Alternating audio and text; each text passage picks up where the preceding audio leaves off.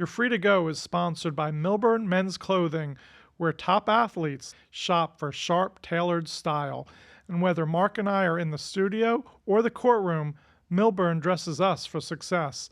Mention YFTG and get 10% off at Milburn Men's Clothing, which has been providing the finest in men's clothing and suits since 1946. Call 651-645-2922 or visit www.milburn.com. Thanks for tuning in to You're Free to Go. You know, Mark, we end every episode saying you're free to go, and we're talking to our audience.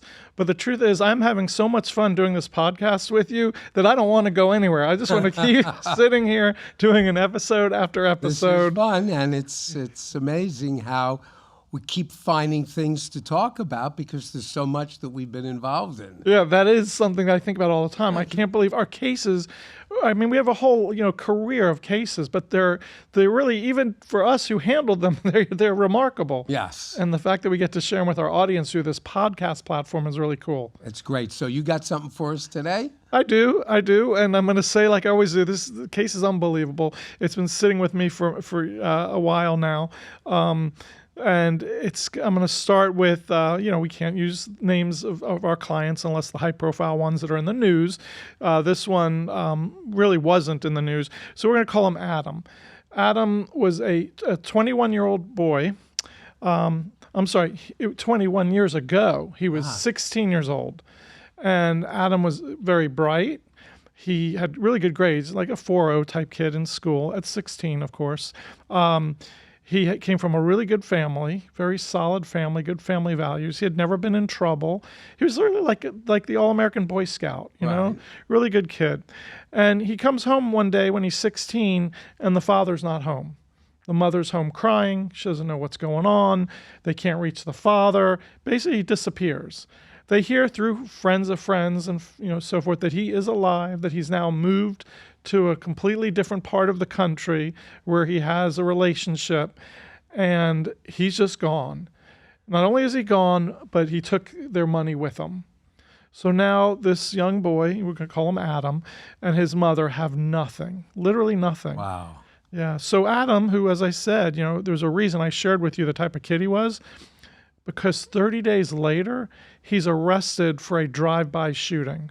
He deteriorated so quickly. He was so lost. He was so scared. He was so confused, with his father leaving the family, that he just lost his way in life and wound up with the wrong group of kids. So he's in a car, and he's involved in a drive-by shooting, and he gets arrested for it. He gets charged with 3 serious counts. Attempted murder, the person he shot didn't die, but that's a first-degree felony, as we know.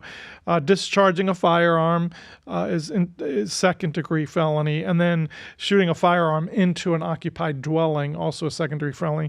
Like really serious charges. And so he was looking at guidelines of a minimum of 25 years in prison. But the judge could give him actual life in prison. So he's sitting on house arrest while this case is pending, and he doesn't hire me. This is a while ago, 21 years ago, around 2004. So he hires another lawyer, and that lawyer works his case out, and they wind up going to sentencing. And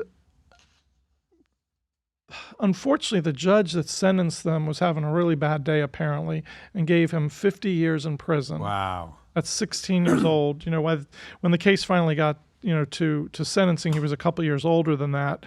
But what happened is, during the time he was in jail, he was a very bright kid. This is another reason why I preface this by saying how bright he was. He would study, he would learn, he'd go to the law library in the jail. And a lot of people may not realize, or they hear in movies or TV shows, that there are things that get into the jails, including cell phones, including drugs, and so forth.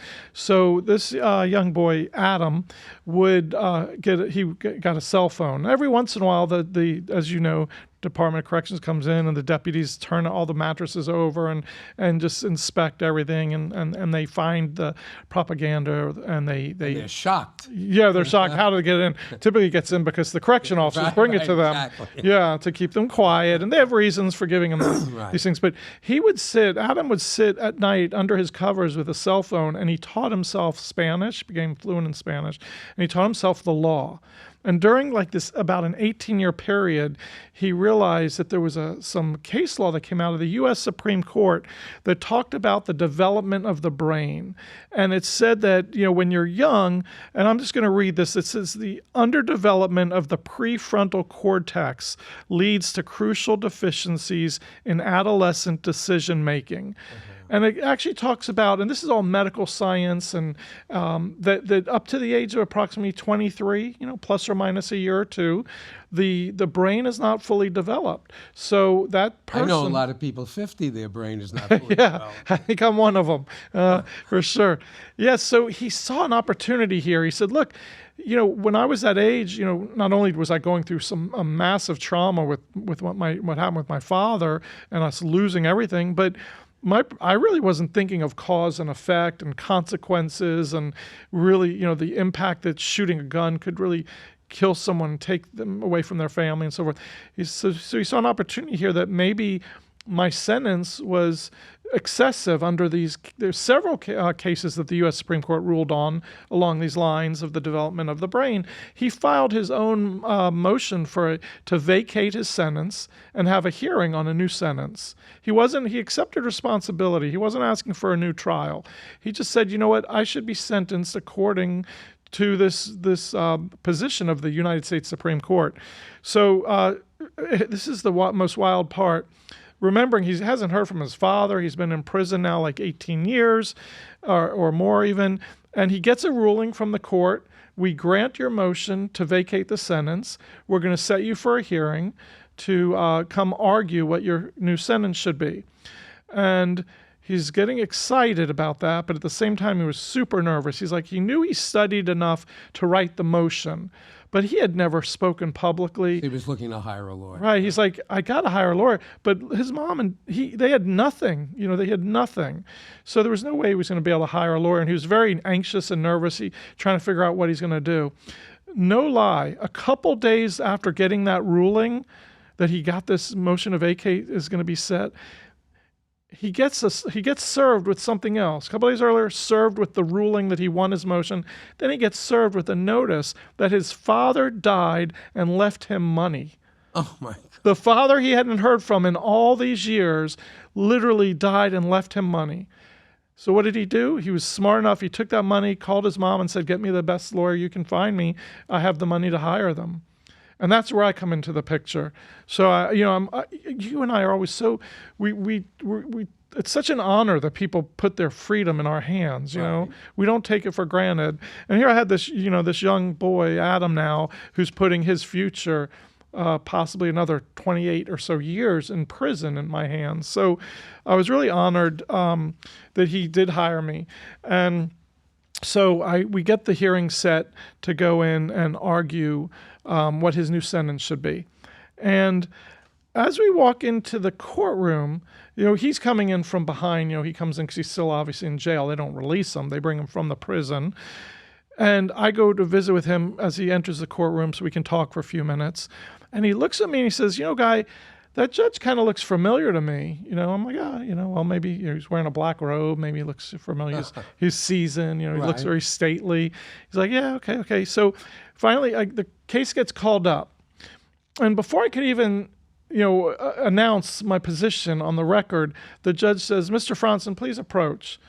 And he even said prosecutor approach, which is normal. They never talk what we call an ex parte communication. A judge cannot talk with one party without the other present.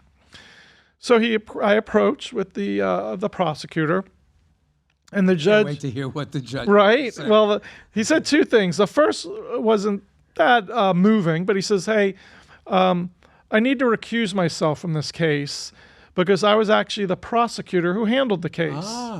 That's why he looked familiar to Adam, right?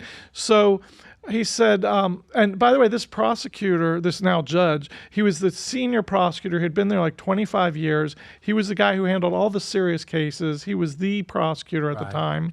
And I knew him well because I actually worked in the office with him at that time as a prosecutor way back when.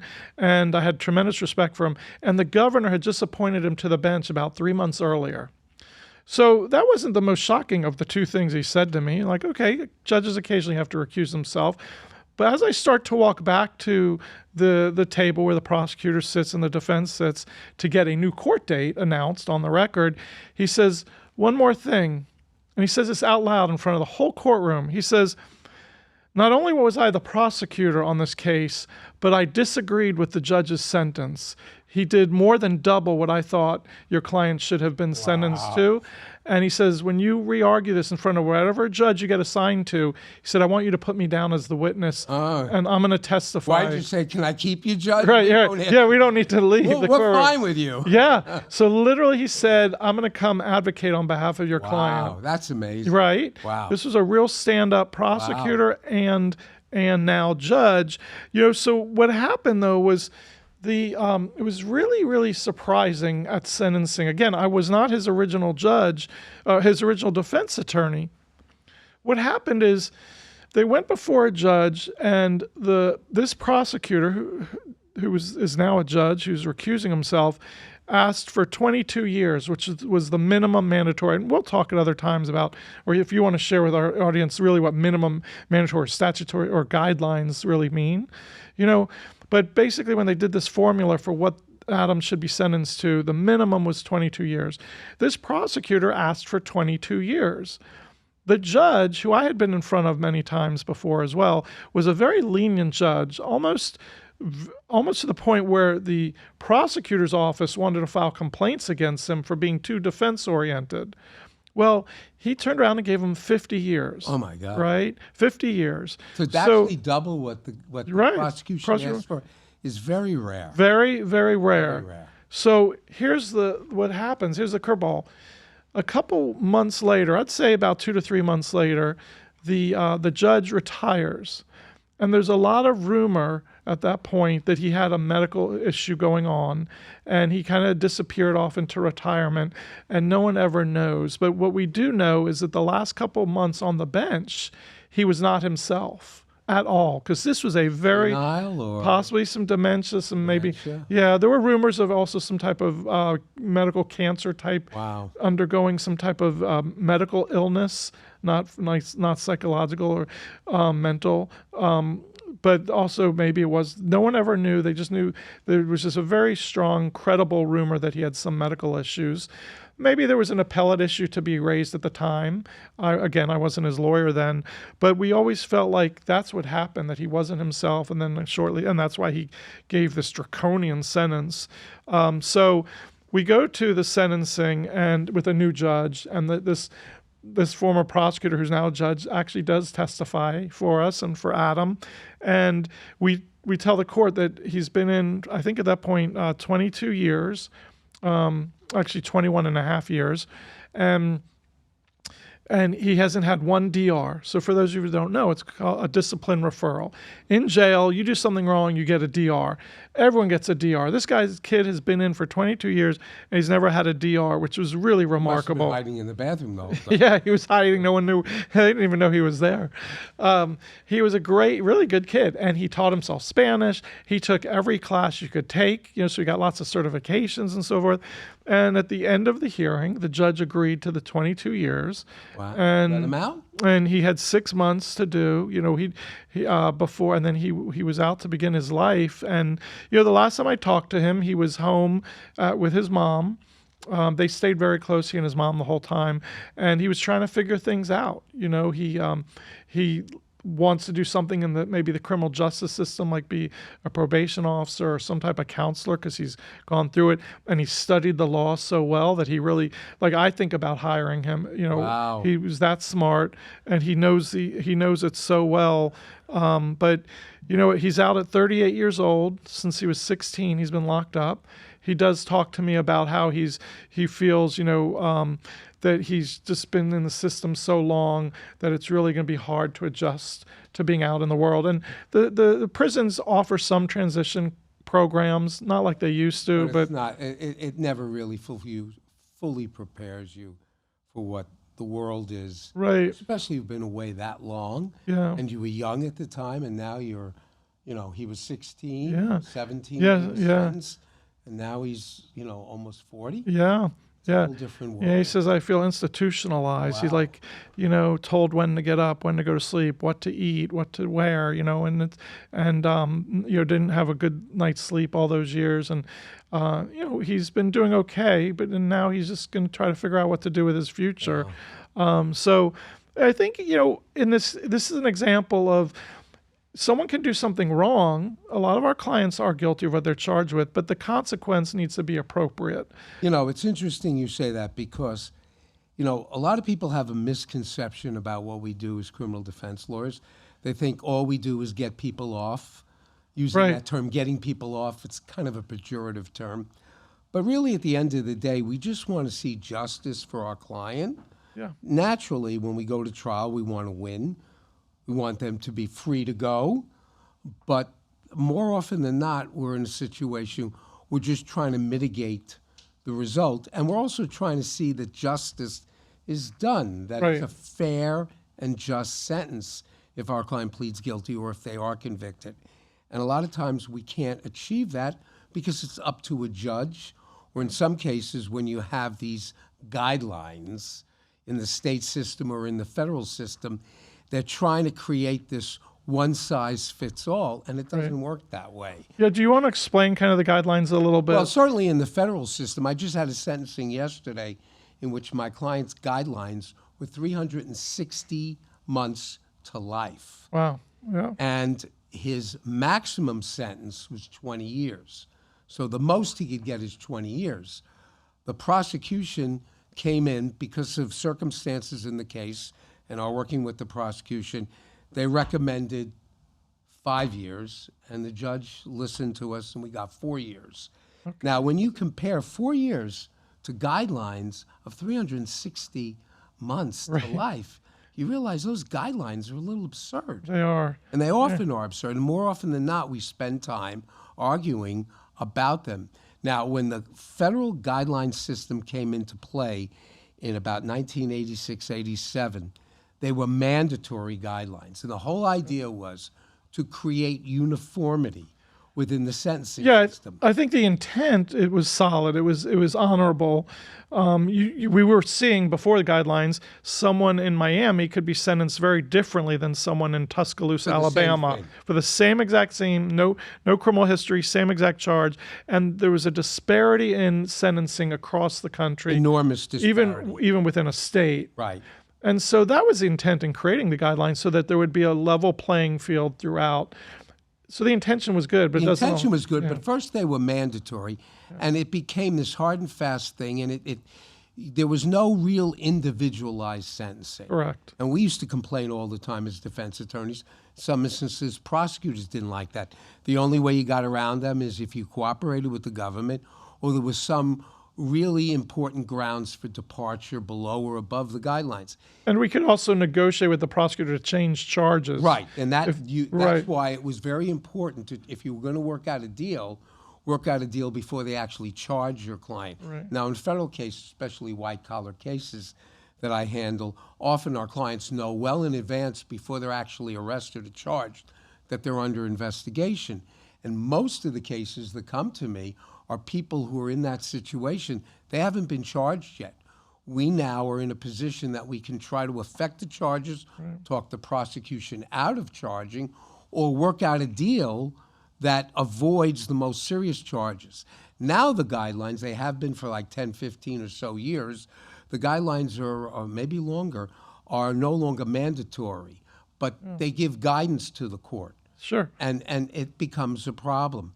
Yeah. But, your case is fascinating, and you said something in it that really rang a bell. You said that he was a stand-up prosecutor. Right. And I have found in my experience as a criminal defense lawyer most of the prosecutors I deal with are stand-up prosecutors. In fact, the interesting difference, and I've done civil cases to trial, and I noticed the big difference between criminal practice and civil practice. What? In criminal practice, we usually get along with our adversary lawyer, I agree. with our prosecutor. Yeah. Sometimes we even afterwards we'll have a drink, or Right. or they come into private practice and we embrace them as another member Right. of the defense bar. And sometimes I'll tell the client before I go in the courtroom that if you see me talking with the prosecutor, even though there are opposition, don't take that the wrong way. You Right. know, we're still going to advocate really aggressively for you, but we do have a good rapport with each other, and that helps us work together and work to get you the best possible outcome. But we do. We'll maybe go to a basketball game together. We kibitz. We talk about each other's families and so forth. You It's a get good- along and you respect. There's a mutual respect. You can knock each other on the head in the courtroom. Correct. And then go out and be friendly. And in some instances, you go share a drink, you have a meal, you become friends. That doesn't affect our ability on either side to advocate for our client. In the case, the government, advocate for the government, the prosecution, and then in the defense side, we advocate for our client. Doesn't affect us that we have that relationship. I think it actually improves our ability to do that. Absolutely. Yeah. In civil cases, I have found that's not necessarily true. In fact, I'd say more often than not, there is this acrimonious relationship between lawyers on the other side of a civil dispute. And when you think about it, what's on the line in a civil case? Money. Money. What's on the line in a criminal case? Freedom. Freedom. Most people would say freedom is more important than money. Because you ain't free, you can't spend the money. That's right. Yeah. But yet, for some crazy reason, and young lawyers in firms, I've noticed, are almost like forced to or taught to really be acrimonious and Adversarial and difficult with agree.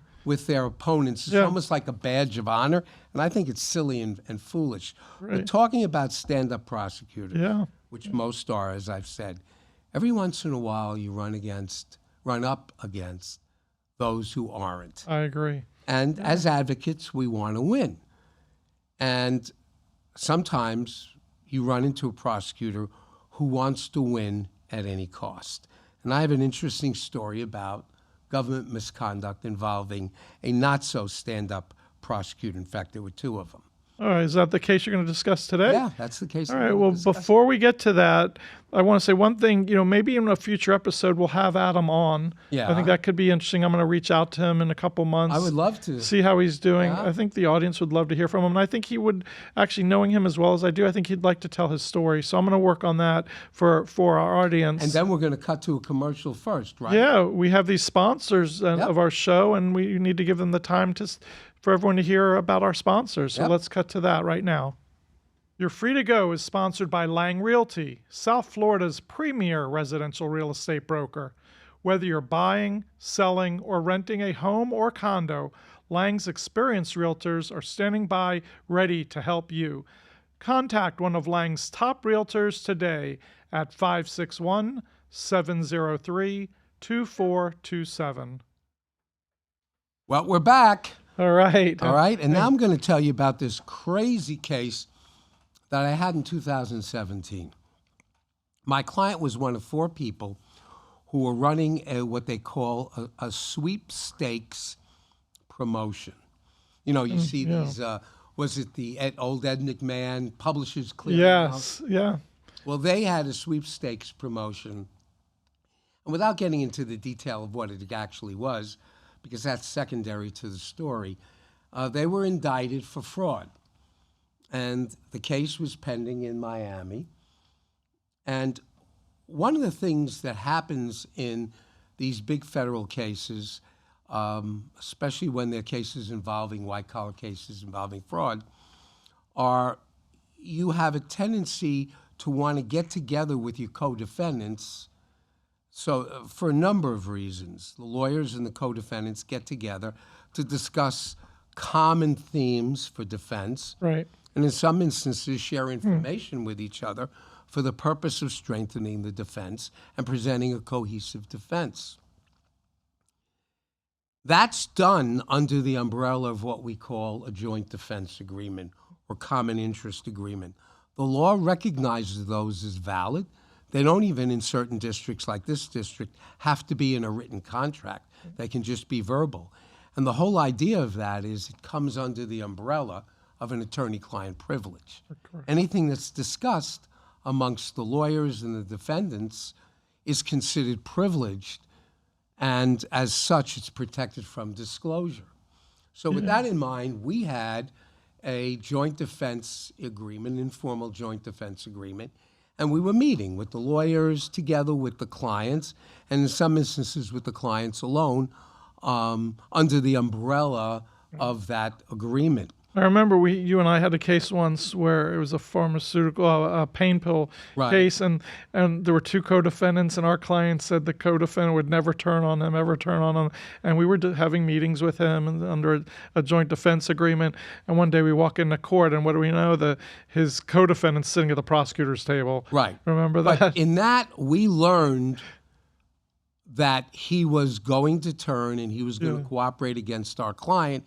And at that point, we had no further joint defense meetings. Yeah. This case was different. What had happened is we learned after months and months of meetings between the lawyers and the clients alone, that one of the defendants was about to plead guilty. Prosecution sent us a notice of a change of plea.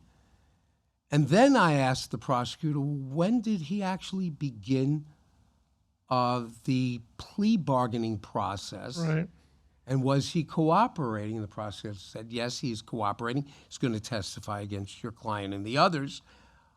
And then I said, send me the original proffer and plea agreement that he signed. Are you trying to identify if while you were having these joint meetings with him, he's sharing information with the prosecutor? Yeah. And that's exactly what we learned. Wow. Because we learned that months before, he had actually gone in, met with the prosecution, with his lawyer, and agreed to plead guilty and signed a plea agreement, but the prosecution did not make that known to anybody. And in the meantime, between then and the date we found out he was going to go plead guilty, he was attending meetings, and then we believed was turning around and giving all this defense-protected confidential information to the government. You know, as I hear this, I have a flashback to the bar exam where you get these crazy hypotheticals, and I'm sitting here thinking, if I'm taking the bar exam and they present this to me, I'm looking at his lawyer's conduct. Oh, definitely. The defendant's conduct, the prosecutor's conduct, how it impacts your case with your client. Is it emotional? Is it a dismissal? So what a great fact scenario for a law student to take. So if anyone that writes bar exams are listening to this podcast, you might want to use this fact scenario because it brings up a ton of great legal nuances. Well, so what happened is myself and another excellent lawyer on the case at the time, Dave Bogenschutz, we found out that we got a copy of some of his proffers, proffer meaning his debriefings. That is the fellow who invaded our defense camp, the other defendant. Correct. And we found out that he was giving certain information. So what happened is we filed a motion to dismiss the case for prosecutorial government misconduct. Well, the judge held hearings during which both assistant U.S. attorneys testified, number one, they didn't know that he was attending the meetings, and number two, he never turned over anything that came from the defense camp. The judge was very concerned, but ultimately the way he ruled, believing the prosecutors and the agents who also testified like the prosecutors, believing that they were telling the truth, he ruled not to dismiss the charges, dismiss the case. Instead, he excluded that defendant who turned from ever being a witness at trial. Okay. We were very disappointed Right. with the result, but at least we achieved something. Sure. And Well- I also wonder if through that hearing, whether you learned more information that could help you in preparing your defense. Sometimes these evidentiary hearings, things come out, you're like, oh, that could be helpful now that we didn't know. Well, we Or- didn't really no. learn anything No. that would help with the defense, but we felt we had a good defense. Our client was facing 12 or 13 charges. And ultimately, after a lengthy trial and lengthy jury deliberation, they were acquitted of all but one charge. Wow. But because it was one charge and it was a conspiracy charge, it did allow the court to render very serious sentences. So we went to sentencing, and at sentencing, the judge tried to be lenient Yeah. and gave sentences that were way lower than what the government was asking for. Government prosecutors, having been in our judgment sneaky, and we think that they were lying, Right. nevertheless went forward with sentencing, arguing for like the maximum, and they lost all credibility with the judge. Judge gave the sentences, but then allowed the defendants to remain on bond pending appeal, knowing that there were some thorny issues to appeal here. Well, and that's Issues- rare in the federal system. Right. Issues that came up during the trial. Yes, and also because of his ruling. That ruling as well. Right. That's what I wanted to clarify. And what you're saying is rare in the federal system is typically if you get that verdict of guilty, they will remand the defendant. They'll take him into custody while the appeal is pending. Right. Here, what you're saying is this judge made the unusual exception and said, okay, he can remain free out on bond or bail while the appeal is pending. So that was another victory. Yeah. So here's the interesting twist in the case. One of those two prosecutors, and I'm not going to mention names here, although believe me, I would love to. One of those two prosecutors, right before sentencing, very interesting that he did this, he contacted OPR, which is the Office of Professional Responsibility within the Justice Department. And from our understanding, basically said, hey, I don't like the way this other prosecutor had proceeded in this case, and I think you need to conduct an investigation. Wow. So OPR does this investigation, and this investigation goes on over a long period of time. Meanwhile, our clients are appealing the case, but an appeal takes a long time. Briefs are being prepared. And now there are different lawyers involved. I'm no longer involved because I was the trial lawyer. Sure. Some other great lawyers involved, one of them being David Marcus. And they continue to press for, a proper result in this case. And the OPR investigation discovers basically two things. Number one, that the prosecutors lied on the witness stand. The agent lied on the witness stand, and that the document that was in question, which was prepared by my client to give to me, outlining different theories of defense and different facts, had been turned over to the government, and one of those prosecutors had destroyed it. Wow. Wow. Okay? After learning from it. Earlier in the episode, we talked about prosecutors that are stand-up, Right. like the one like in Adam's case I talked about, but there are some that are not. Right. And this is a real example that brings it home that they're not all, but that's in every group. Good doctors, bad doctors, good lawyers, happens in every group. But when someone's freedom is at stake, their constitutional rights, it's just, You got to play fair. you have to. It's unacceptable. At the end of the day, win, lose, or draw, we expect the government to play fair. Right. We have the right to demand that they follow the rules. If you're going to take someone's freedom from them, you need to dot your I's, cross your T's, play fair, follow the rules. Now, what ultimately happened is the court conducted more hearings. The OPR conducted their investigation. And as I said, it was revealed that a very important defense document was turned over. One of the prosecutors destroyed it after they learned from it, and that the prosecutors ultimately admitted that they lied and that the agent lied in front of the judge at the initial hearing. So what happened is the judge, in telescoping to the end, granted the motion for a new trial, Ultimately, my client, his case charges were dismissed, and he was a free man after all that. One of the prosecutors had become a judge in state court. One of the prosecutors that was underhanded in Yes. this? Wow. In fact, the one who first admitted, to his credit, he's the one that admitted what the truth was. Right. Unfortunately, way late. Sure. He had already become a judge in state court. He resigned after the OPR findings came out and became public. The other prosecutor, and this just blows my mind, is still, the one who was really the bad one, Right. is still working at the U.S. Attorney's Office in Miami to today. Now, from what I understand, he's one step above emptying the garbage. Right. I mean, he's not doing anything important. But the fact that he's still on the federal payroll, just to this day, just bothers me. It's something terribly wrong with that.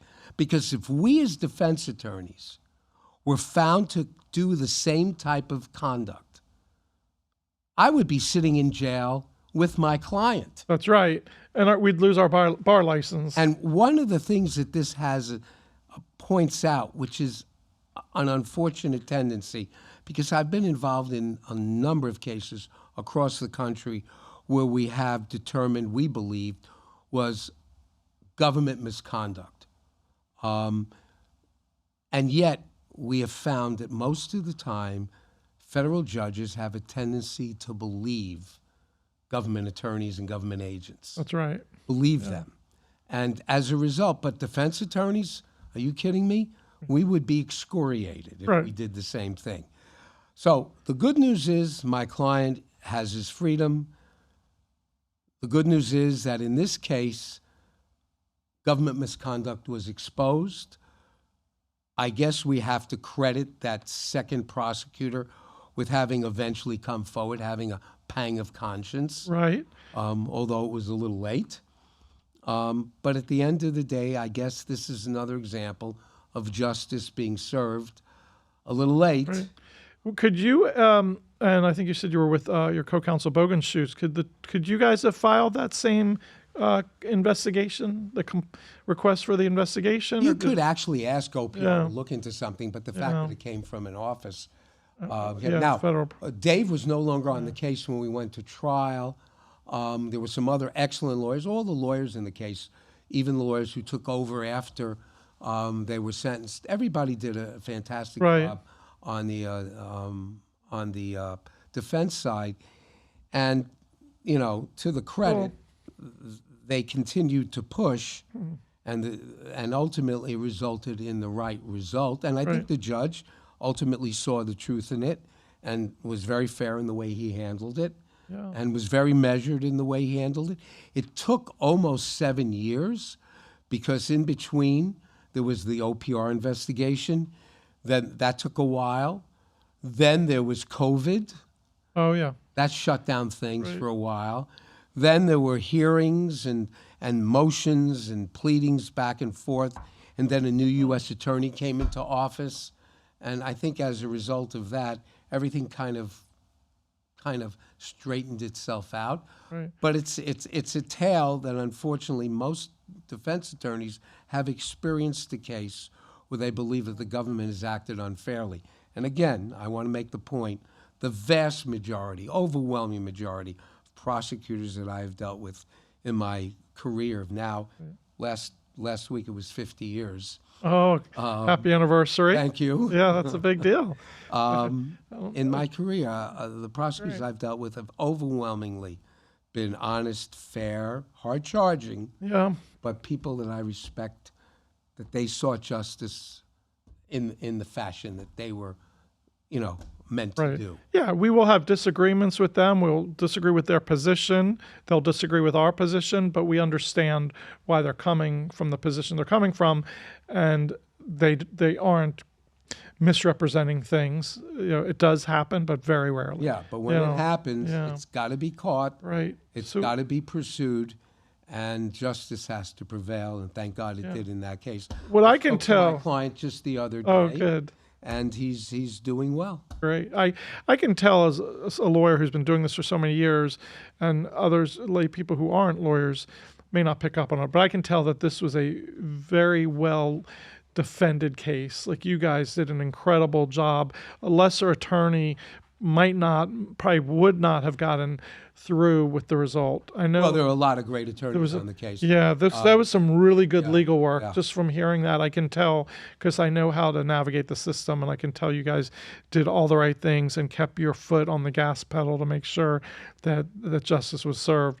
And we can't take that for granted, because there are attorneys out there who don't have that level skill set, that level of skill. Well, it's not just skill at the end of the day. You've got to keep fighting. You got to keep doing what you need to do to pursue your clients' goals, as long as they're reasonable, as long as they're just, as long as you're honest about it. And giving up is just not in the equation. Correct. And sometimes, I was talking to my client who was sentenced yesterday, and he was talking about the unfairness of the sentencing system. And I said, you know what? Our justice system isn't perfect, and in many ways it's unfair. But having seen justice systems in other countries, having defended U.S. citizens in other countries, I'm confident in saying it's still the best out there. It is. It is. And when you mentioned the verdict came back, and there were, I think, 11 or so not guilty verdict, and one verdict for guilty on a conspiracy, which could have still resulted in a lengthy sentence. Right. It didn't make a difference in terms of the sentence. Right. I don't understand. Yeah, it's so interesting how that can happen, because the government often overcharges, thinking, well, if I don't get, these 5 counts, if they're not found guilty on these 5, maybe I'll get guilty on the 6th count, and I'll get what I wanted anyway as far as sentencing. I had a case in Boston federal court many years ago involving a gambling, internet gambling site, and the government actually filed 400 and something counts against them. When the federal judge saw that, she said, "There's no way we're going to trial on 400 something counts. You're going to have to dismiss a bunch." They wound up dismissing down to about 100 counts. It's just 100 counts. That's ridiculous. Still ridiculous. I remember when I was a prosecutor, prosecutors were talking in the hallway about, I'm going to hit them with 25 counts, because then the jury will say, boy, they must be guilty of something. Right. They got that many counts, which is a really unfair strategy as well. Right. But they do overcharge, and I find very often that when the government overcharges, it winds up, biting them in the what. It backfires on them. Well, it's interesting you say that, because look at the P. Diddy case. A lot of people feel that the government bit off more than they can chew, and they do that from time to time.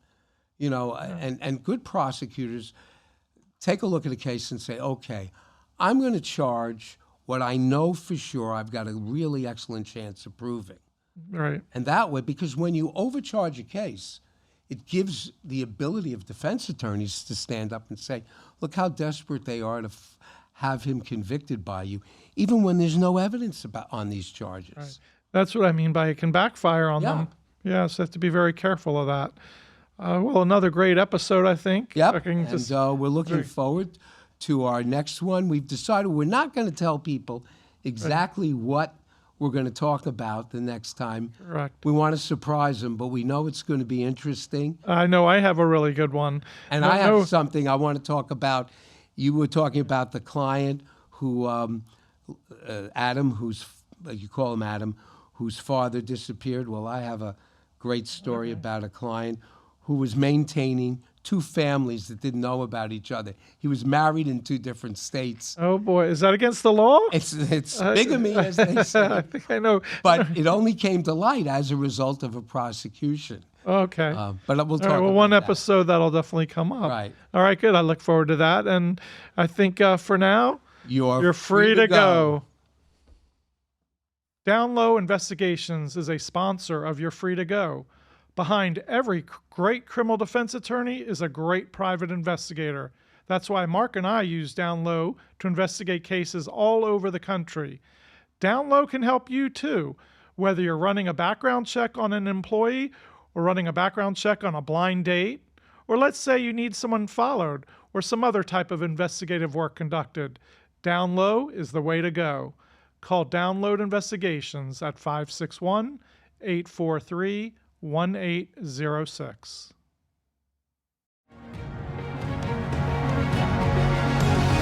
Everything expressed and discussed in this episode are the opinions and experiences of attorneys Guy Fronstin and Marc Nurik and their guests. All ethical rules are complied with. Attorney-client privilege and confidential information is not shared or released during these episodes, and names, dates, locations, and other identifying information may be changed to protect confidentiality. Topics are embellished, and none of the statements made constitute legal advice and should not be considered or relied on as such.